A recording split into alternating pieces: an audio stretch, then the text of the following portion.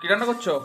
এই যে নিরামিষ ফুলকপি আলুর তরকারি, আর হচ্ছে পালং শাক, আর এই যে 5 রকম ভাজা, ফুলকপি, কুমড়ো, আলু, বেগুন, শিম।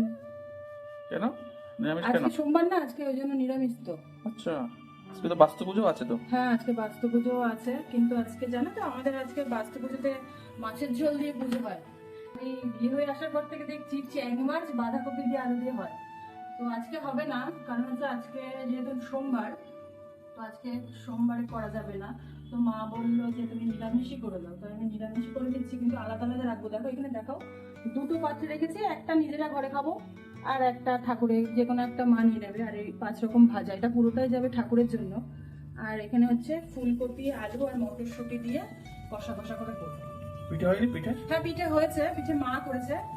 তো পিঠেটা আমি সন্ধ্যেবেলায় তোমাদের দেখাচ্ছি যে পিঠে মা কি কি পিঠে করলো। এটা হলো আমাদের বাস্তু ঠাকুরের ঘট বসিয়েছে মা। তোমাদের আরেকটা জিনিস দেখাচ্ছি, এই দেখো, এটা হচ্ছে জিওল গাছ। এই আজকের দিনে আমাদের বাড়িতে এই জিওল গাছ পুজো করা হয়। সাথে আমাদের মন্দিরটাও তোমরা একবার দেখে নাও। এই যে আমাদের গোপু সোনা,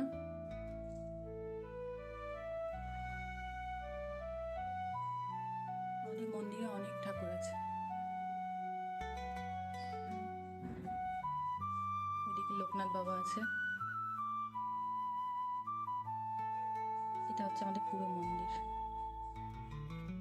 ভাত বাড়ছো কেন? এটা আমাদের বাড়ির নিয়ম।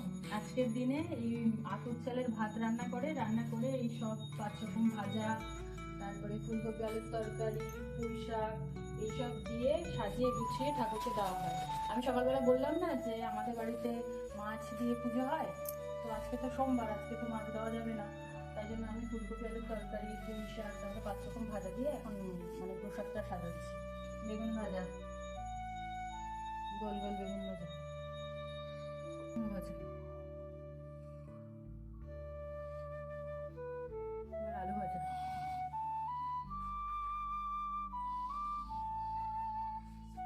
এবার দেবো শিম ভাজা।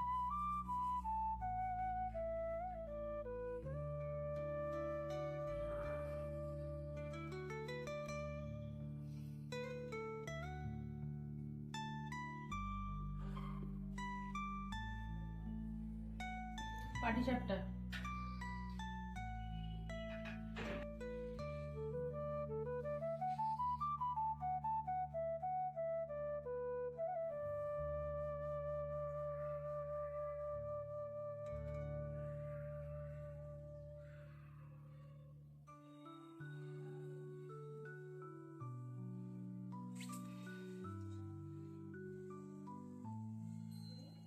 এই পুজোটা আমরা নিজেরাই করি, ঠাকুর মশাই দিয়ে না, মাই করছে পুজোটা। হয়ে গেল পুজো? হ্যাঁ, এই সব প্রসাদ একসাথে মেখে এখন এই বাটিতে বাটিতে সব গুছিয়ে সবাইকে দেবো।